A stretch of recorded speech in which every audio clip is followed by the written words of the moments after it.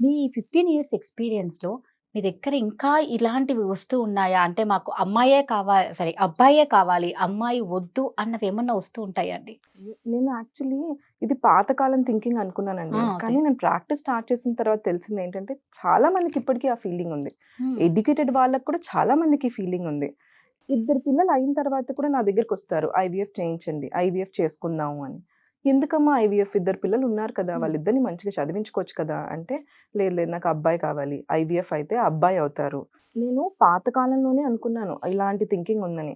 కానీ స్టార్ట్ చేసిన తర్వాత తెలిసిందేంటంటే, హ్మ్. ఇప్పటికి అలానే ఆలోచిస్తున్నానండి చాలా వరకు. అంటే హ్మ్. కొంతవరకు మారింది. కానీ చాలా వరకు ఇంకా అబ్బాయి ఉంటేనే బావుంటుంది అని. నాకు కొంతమంది పేషెంట్స్ ఒస్తారు. ముందు ఇద్దరు అమ్మాయిలున్న వాళ్ళు, నాకు మళ్ళీ ట్రీట్మెంట్ చేయండి. పిల్లలు కాకుండా ఆపరేషన్ అయిపోయింది. హ్మ్. సో, ఇప్పుడు ఐవీఎఫ్ చేసి నాకొక అబ్బాయినివ్వండి అని. ఫస్ట్ థింగ్ ఏంటంటే ఐవీఎఫ్‌లో అబ్బాయొస్తుంది లేదా అమ్మాయొస్తుంది అనేది గ్యారంటీ లేదు. కానీ ఐవీఎఫ్‌లో ఒక అమ్మాయి, ఒక అబ్బాయి అన్నది మాత్రం అందరికీ చాలా ఇదే ఆ! అర్థమవుతుంది. అసలు ఆ అపోహ కూడా రాంగ్. హ్మ్. అమ్మాయి ఐవీఎఫ్‌లో ట్విన్స్ అయితే ఒక అమ్మాయి, అబ్బాయి అనేది ఎవరికీ తెలీదు. అది ఓకే. దేవుడిచ్చే వరం. అంతే. మనకి అంటే ఐవీఎఫ్‌లో ఇది 2 ఎంబ్రియోస్ ఏస్తే ఒకటి అమ్మాయి, అబ్బాయి అని చెప్పడం హ్మ్. అస్సలు అవ్వదు. మనకసలు ఓకే. అది తెలీదు. ఎవరికీ తెలీదది. కానీ స్టిల్ ఇప్పటికి నాకు ఇద్దరు పిల్లలయిన తర్వాత, ముగ్గురు, నలుగురు పిల్లలయిన తర్వాతకొచ్చిన పేషెంట్స్ కూడా ఉన్నారు. అబ్బాయి కావాలి. మీరు ఎలాగోలా ట్రీట్మెంట్ చేసి అబ్బాయి ఇవ్వండి. అదే నాకు ఆశ్చర్యంగా ఉంది. ఇప్పటికి ఎందుకింకా ఆ సొసైటీ ఇంకా ఎందుకలా మారట్లేదు? ఇప్పుడు మన ఒలింపిక్ గేమ్స్‌లో గూడా అందరూ అమ్మాయిలే ఆ! సాధిస్తున్నారు. అమ్మాయికి, అబ్బాయికి ఈ కాలంలో చాలా వరకు డిఫరెన్స్ లేదు. చదువులో కానీ, హ్మ్. ఈవెన్ ఎనీ మెడల్స్‌లో గానీ, అన్నిట్లో ఈక్వల్ ఆపర్చునిటీస్ ఉన్నప్పుడు, అయ్యో! ఎందుకింకా అలా ఆలోచిస్తుందని చాలా బాధేసింది. ఎంత చెప్పడానికి ట్రై చేసినా లేదు లేదు. హ్మ్. వేరే వాళ్ళంటున్నారు. అబ్బాయి లేడు మీకు. అబ్బాయి లేడు కాబట్టి మీకు ఇది రాదు. ఆస్తి రాదు. ఫస్ట్ ఇదొకట చూసాను. మీకు అబ్బాయి లేడు కాబట్టి ఆస్తి అవును. రాదు. ఇదంతా అంటే ఈ మధ్య కాలంలో కూడా హ్మ్. ఇలా ఆలోచిస్తున్నానంటే చాలా బాధేసింది. అయ్యో! ఎక్కడికి ఏంటిది అని హ్మ్.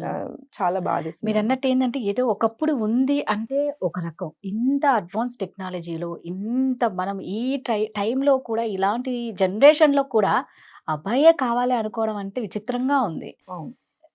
అయితే ఒక ఒక విచిత్రమైన సిట్యుయేషన్ చెప్తాను. ఒక పేషెంట్ వచ్చారు. మంచి ఎడ్యుకేటెడ్ కపుల్ అనమాట హ్మ్. ఇద్దరు. 17 ఇయర్స్ అయింది పెళ్లై. అసలు ఎగ్ నంబర్ అనేది చాలా తక్కువ. తన ఏజ్ కూడా 37, 38 అట్లా ఓకే. ఉండిందనమాట. వాళ్ళకి చాలా కష్టం మీద చాలా అడ్వాన్స్ ట్రీట్మెంట్ చేసి వాళ్ళకి పిల్లలు పుట్టించాము. ట్విన్స్ హ్మ్. ఇద్దరు. ట్విన్స్ అయ్యి చాలా హ్యాపీగా ఉన్నారు. పేషెంట్ మా దగ్గర నుంచి ఎళ్ళినప్పుడు హ్యాపీగా ఉంది. కానీ డెలివరీ అయిన తర్వాత ఇద్దరు అమ్మాయిలని తెలిసి వాళ్ళ హస్బెండ్ మాకు ఫోను చేసి, "అయ్యో! ఇద్దరు అమ్మాయిలయ్యారు." అలా ఎలా అయ్యారండి? అయ్యో! మేము చాలా బాధపడుతున్నాం. నాకసలు చాలా అంటే చాలా బాధేసింది. అదేంటి అసలు మనకి పిల్లలంటే దేవుడిచ్చే కరెక్ట్. వరం. అలాంటిది 17 ఏళ్ల తర్వాత మీకు పిల్లలయ్యారు. అసలు అవ్వదనుకున్న వాళ్ళకి పిల్లలయ్యారు. అలాంటిది ఎంత సంతోషంగా ఉండాలి. అవును. ఇద్దరయ్యారు అది కూడా. అమ్మాయిలని చెప్పి బాధపడుతున్నాం అంటే నాకు చాలా బాధేసింది. అయ్యో! అదెందుకమ్మా మీకసలు అమ్మాయి దేవుడిచ్చిన వరం అసలు మీరలా ఎలా హ్మ్. అనుకుంటున్నారు? అని ఎంత కౌన్సిల్ చేసినా ఇంకా అయ్యో! లేదు మా వైఫ్ ఇంకా ఏడుస్తుంది. అలానే ఓహ్! అంటున్నారు. ఇంకా ఈ థింకింగ్ మారలేదా అని చాలా బాధేసింది. సీరియస్‌లీ. అవును. అయితే మీరు మామూలుగా ఎంతోమంది పేషెంట్స్‌ని చూస్తూ ఉండింటారు. మామూలుగా ఈ ఫెర్టిలిటీ ట్రీట్మెంట్ అనేది ఏ ఏజ్ నుంచండి? అంటే ఇప్పుడు 19 ఇయర్స్, 20 ఇయర్స్ వాళ్ళు కూడా మీ దగ్గరకొస్తూ ఉండొచ్చు. ఇదొకటి కూడా ఒక బర్నింగ్ పాయింట్ అండి. First thing first sex education and fertility education is very important. హ్మ్. ఇండియన్ లా ప్రకారం కూడా మనకి పెళ్ళికి ఒక లిమిట్ ఉంది. పెళ్ళికి ఈ ఏజ్ తర్వాతే పెళ్లి చేయాలని ఒక లిమిట్ ఉంది. అలానే ఫెర్టిలిటీకి కూడా 21 ఇయర్స్ తర్వాతే మనం ఏమైనా ట్రీట్మెంట్ చేయాలి అని హ్మ్. రీసెంట్‌గా ఒక లా వచ్చిందనమాట. ఏఆర్‌టి బిల్ ప్రకారం 21 ఇయర్స్ తర్వాతే మనం ట్రీట్మెంట్ చేయాలి. కానీ నేను చాలా చోట్ల చూస్తాననమాట. ఇది ఎస్పెషల్లీ రూరల్ ఏరియాస్ ఊర్లలో ఉంటుంది. ఓకే. నేను ఎప్పుడైనా క్యాంప్‌కెళ్ళినప్పుడు కూడా 17 ఇయర్స్, 18 ఇయర్స్ పెళ్ళై ఒక హ్మ్. సంవత్సరం అయింది. ఏదో ఒక ట్రీట్మెంట్ చేసి పిల్లలిచ్చేసేయండి. 17, 18 ఇయర్స్‌కి వాళ్ళ జ్ఞానం గూడా సరిగ్గా తెలుస్తుందో అవును లేదో. కదా! ప్రాపర్‌గా ఏమైనా తెలుసో లేదో కూడా తెలీదు. పాపం అలా హ్మ్. పుష్ చేసేస్తుంటే హ్మ్. చాలా అంటే ఫస్ట్ థింగ్ ఏంటంటే చాలా మందికి sex education and fertility education is very, very important. 21 years అయ్యేంత వరకు వెయిట్ చేసి అప్పుడు వాళ్ళు పిల్లల కంటే వాళ్ళకి ఒక జ్ఞానం ఉంటుంది. కరెక్ట్. పిల్లల్ని ఎలా చూసుకోవాలో తెలుస్తుంది. సో, ఇది కూడా ఒక వెరీ పెయిన్ పాయింట్ అండి ఇది చాలా మందికి. హ్మ్.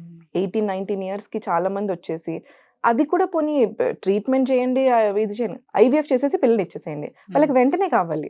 ఇప్పుడు నాకు వెంటనే ఇంక 3 హ్మ్. నెలల్లో పిల్లలు కావాలి. సంవత్సరం అయిపోయింది. ఊర్లో అందరూ మాటలంటున్నారు. ఊరికి వెళ్ళలేకపోతున్నాం, పిల్లల్ని ఎక్కడికి తీసుకెళ్ళలేకపోతున్నాం, వాళ్ళ హస్బెండ్ వచ్చి పిల్లల్ని వైఫ్ని తిట్టుతున్నాడంట, అమ్మ వాళ్ళ ఇంట్లోనే ఉంచేస్తున్నాడంట, ఎందుకంటే పిల్లలు పుట్టట్లేదని.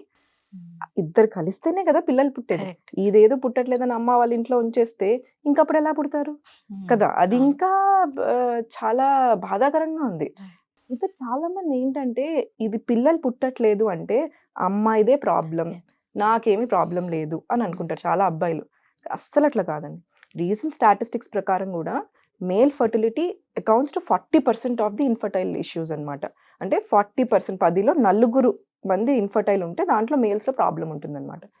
సో అలాంటిది జస్ట్ నాలో ప్రాబ్లం లేదు, వాళ్ళని పంపిస్తారు, వైఫ్ని పంపిస్తారు, పాపం వైఫ్తో పాటు వాళ్ళ పేరెంట్స్ని పంపిస్తారు, పంపించి ట్రీట్మెంట్ చేసేసేయండి, పిల్లల్ని ఎలాగోలా ఇచ్చేసేయండి. అసలు అదెలా అవుతుంది? పిల్లలంటేనే ఇద్దరు కలిస్తేనే పిల్లలు అవుతారు. సో ఫస్ట్ థింగ్ అసలు నేను చాలామంది నా పేషెంట్స్కి చెప్తాను, పిల్లలు కావాలంటే హస్బెండ్ వైఫ్ రండి, మీరు అమ్మాయిని అమ్మ వాళ్ళతో పంపించడం అట్లా కాదు, ఫస్ట్ హస్బెండ్ వైఫ్ రండి. చాలా పేషెంట్స్ వస్తారు వాళ్ళ అమ్మతోనో పిన్నితోనో వాళ్ళ సిస్టర్తోనో, అస్సలు అట్లా కాదు. మీరు ఫస్ట్ నెక్స్ట్ విజిట్లో హస్బెండ్ తీసుకురండి, మీ ఇద్దరు కలిసి రండి. ఇది మీ ఇద్దరి ప్రాబ్లం కదా, ఓన్లీ వైఫ్ ప్రాబ్లం కాదు, లేదా వైఫ్ వాళ్ళ ఫ్యామిలీ ప్రాబ్లం కాదు. సో ఇది మీ ఇద్దరు ప్రాబ్లం కాబట్టి మీ ఇద్దరు రండి.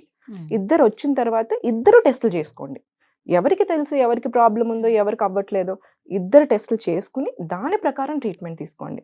చాలా మందికి అదే చెప్తానన్నమాట. కొంతమంది హస్బెండ్స్కి కోపం వస్తుంది, నేను చూసాను కూడా అలాగా, అదేంటి నాలో ప్రాబ్లం ఉందంటున్నారా మీరు, అంటే నాకేమైనా ప్రాబ్లం అనుకుంటున్నారా, నేను ఎంత స్ట్రాంగో మీకు తెలుసా, అలా అన్న వాళ్ళు కూడా ఉన్నారు.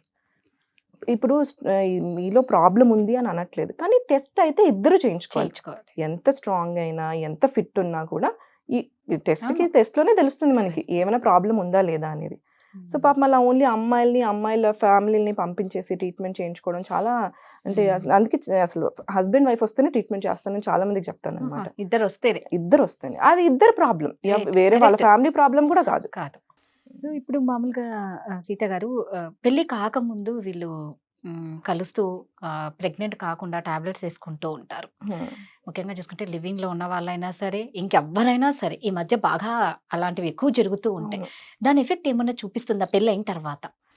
అంటే ఇప్పుడు లివింగ్లో ఉన్న ఈ మధ్య కాలం చాలా కామన్ అయిపోయింది. ఉండడం తప్పను, కానీ ఉండేటప్పుడు వాళ్ళు తీసుకోవాల్సిన ప్రికాషన్స్ వాళ్ళు తీసుకోవాలి. ఏ హార్మోనల్ టాబ్లెట్కైనా సైడ్ ఎఫెక్ట్ ఉంటుంది, మనం ఏ ఒక్క టాబ్లెట్ ఇచ్చినా కూడా దానికి సైడ్ ఎఫెక్ట్ ఉంటుంది. సో ఈ హార్మోనల్ టాబ్లెట్స్ వాడడం వల్ల ఏమవుతుందంటే పీరియడ్స్ ఇర్రెగ్యులర్ అయ్యే ఛాన్సెస్ ఉంటాయి. పీరియడ్స్ ఇర్రెగ్యులర్ అయ్యి ఫ్యూచర్లో మనకి పిల్లలకి ప్రాబ్లం అయ్యే ఛాన్సెస్ ఉండొచ్చు. సో లివింగ్లో ఉండడం నేను తప్పను, కానీ ఉన్నప్పుడు వాళ్ళు చేసుకోవాల్సిన ప్రికాషన్స్ వాళ్ళు తీసుకోవాల్సిన జాగ్రత్తలు తీసుకుంటే మంచిది. ఈ అంతా అయిపోయిన తర్వాత ఈ టాబ్లెట్స్ వేసుకోవడం వల్ల వాళ్ళకి ఫ్యూచర్లో ఎఫెక్ట్స్ వచ్చే ఛాన్సెస్ ఉంటాయన్నమాట.